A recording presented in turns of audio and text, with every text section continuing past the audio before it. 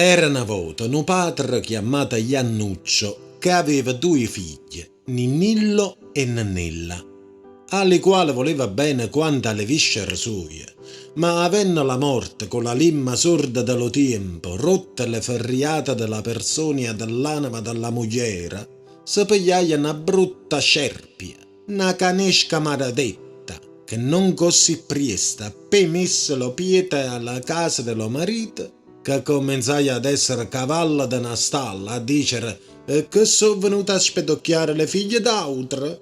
Che sta mi mancava, mo, di pigliarmi stumpiccio e vedermi intorno sterregnole. Che non se mi fosse rotta la noce dello collo che venire a stonfirne per male mangiare e peggio dormire per lo fastidio di sti caracace. Che sta ne vita da soffrire, sono venuto per mogliere, no per vaiassa. Bisogna pigliarci spediente e trovare il recapita per sta piccerilla, o mi trovo il recapita per me stessa. È meglio una volta arrossire che cento palledire. Mo imparandammo per sempre che sono risoluta proprio di vedernelo costrutto e rompere in tutto e per tutto. Lo negro marito, avendo posto un poco d'affezione a sta femmina, le disse senza collera, mogliera mia, che lo zucchero vale caro, che graia mattina, nanza che canta lo gallo, te la varraggio sto trivolo per tenerti contenta. E così la mattina appresso, nanza che l'alba spannesse la coperta di spagna rossa per scotoliare la pulce alla finestra d'oriente, isso pigliatosi le figlie uno per mano con un buono panare de cose da mangiare involate allo braccio, le portai a Novosco, dove un esercito da chiuppe e de faglie tenevano assediate all'ombra. Allo quale l'uoca arravata disse Iannuccio, nonnilla mia, statevi qua dentro, mangiate e bevite allegramente, e come vi manca niente, vedete sta lista di cenere che va semmananno? Che sta sarà lo filo che cacciandovi dalla berinda vi porterà a piede fitta alla casa vostra. E datele no vaso per uno, se ne tornai a chiagnenna alla casa. Ma come tutte le animali zitate dalle sbirre della notte pagano l'ocenza alla natura della necessaria riposo, le nannille, o fosse la paura di stare a quel luogo eremo dove l'acqua di un sciume che mazziava le prete impertinenti che se le paravano annante le piedi averria fatta sorrire in un rodomonte. S'avviarono piano piano perché la stratella de cenere ed era già mezzanotte quando ad asil arrivarono alla casa. Dove pasciozza la matrea non fece cosa de femmina ma de furia infernale, alzando le strile allo cielo, sbattendo mani e piedi e sbruffando come a cavallo adombrata de cenna. Che bella cosa è questa! Da dove sono sguigliate sti zaccheri e sti peccianacche? È possibile che non ci sia argento viva da scrastarla da sta casa? È possibile che non ce le voglia tenere in crepandiglia di sto cuore? Va, levamitte mo proprio davanti all'occhio che non voglio aspettare né musica de galla né trivole de galline, se no te puoi spizzolare i denti che io dormo cottica e craia mattina me ne la sfila alla casa dei parienti miei, che tu non mi meriti. Eppur t'ho portato tanta bella mobile a sta casa, per vederla cacata dallo fieta degli culi d'autro. Ne ha già data così buona dote per essere schiava alle figlie che non sono mie.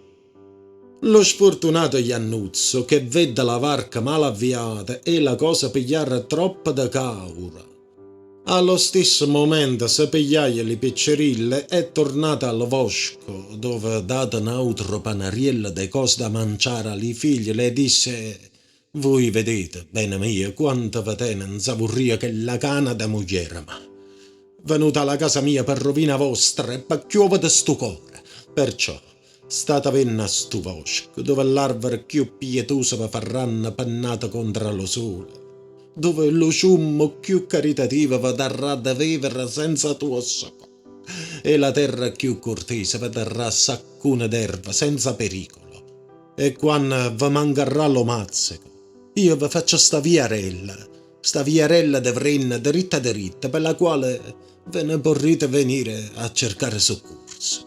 E così detto, vutai la faccia dall'altra parte per non se fare a vedere chiagnere e levare d'animo le povere Zaccarielle, le quali, pocca sapere manciata la roba dello panariello, vossero tornare alla casa, ma perché nasano figlie di una mala fortuna, s'avevano inorcata la vrenna sparpogliata per terra, sgarraro la strada. Tanta che jettera una mano da giorno spirta per dentro la voce, pascennasi degli andri e castagne che trovare cadute in terra. Ma perché lo cielo tiene sempre la mano sua in coppa l'innocente? Venne per ventura nu principe a caccia dentro a quello bosco e Nennillo, sentendo l'abbaiatorio delle cane, appa tanta paura che si schiaffai dentro un arbolo che trovai incafotato.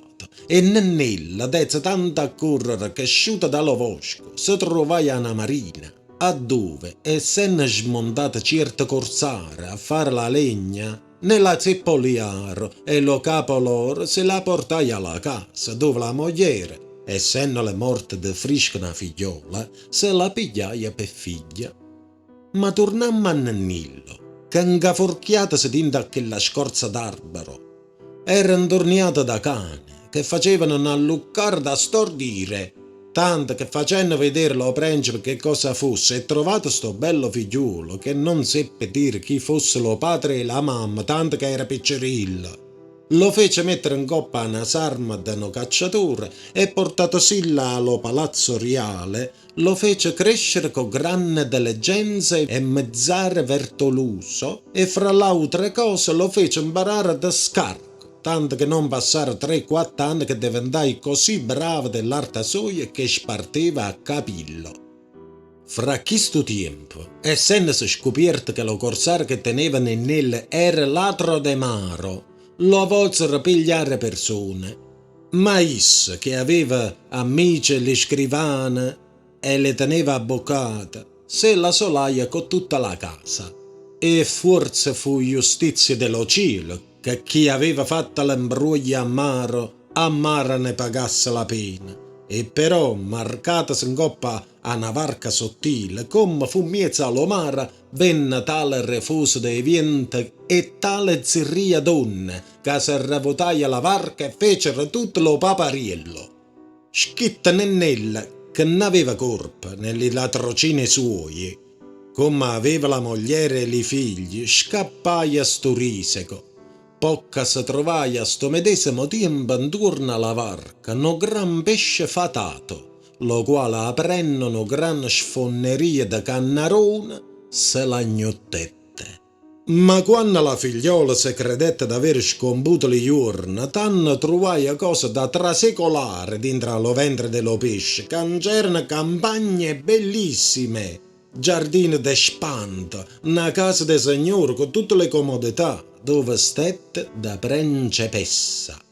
Dallo quale pesce fu portata da pizza e da pisola a uno scoglio, dove essendo la maggiore ave dell'estate e la più gran carcarella, era venuto lo principe a pigliare frisco. E mentre s'apparecchiavano un banchetto terribile, Nennil si era posta a un caif dello palazzo in coppa a uno scoglio ad affilare certe curtielle, delettandosi assai dell'affizio suo per farsi onore. Lo quale, vista da Nennella per lo cannarone dello pesce, sparai una voce in cupo. Frate, frate, mio frate, le cortielle sono ammolate, le tavole apparecchiate, ed a me la vita incresce senza te dinta stu pesce.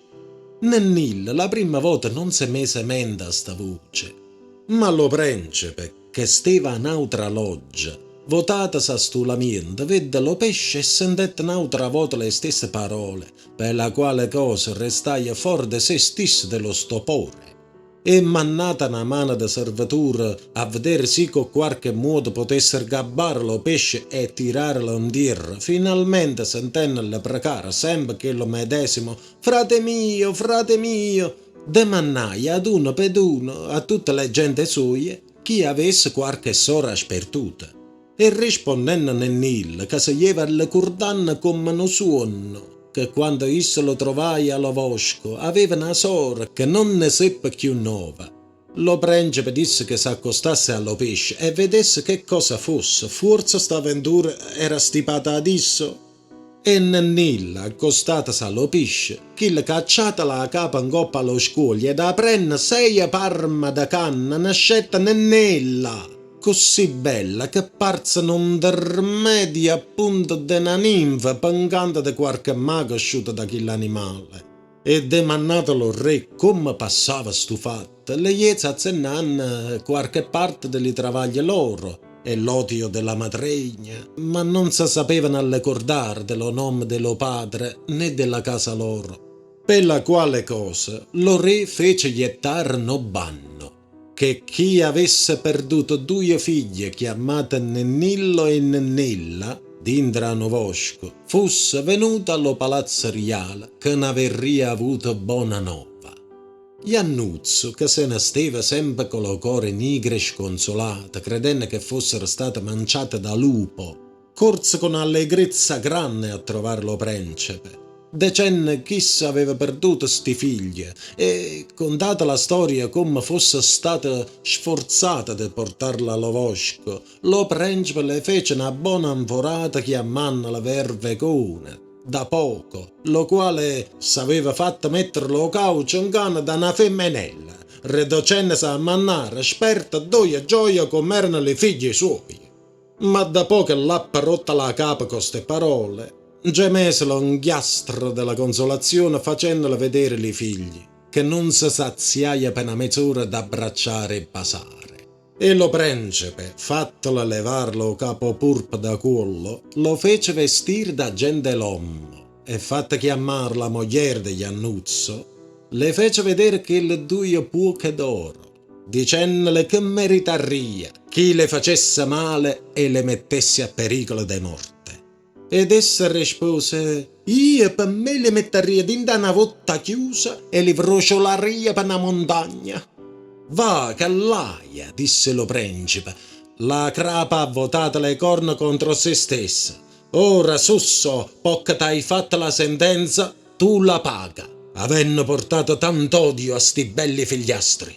E così dette ordine che si esecotasse la sentenza data da essa stessa, e trovato un gentiluomo ricco vassallo suo, le dette Nennilla per moglie, e la figlia di un altro semmele allo frate, danno l'entrata bastante da campar loro e lo padre, che n'ha per bisogno di nessuno lo munno, e la matrigna, fasciata da una votte, sfasciaia la vita, gridando sempre per l'omafaro mentre appe spirito. Trica malanne guai a chi l'aspetta, poi ne ven una buona e paga tutte.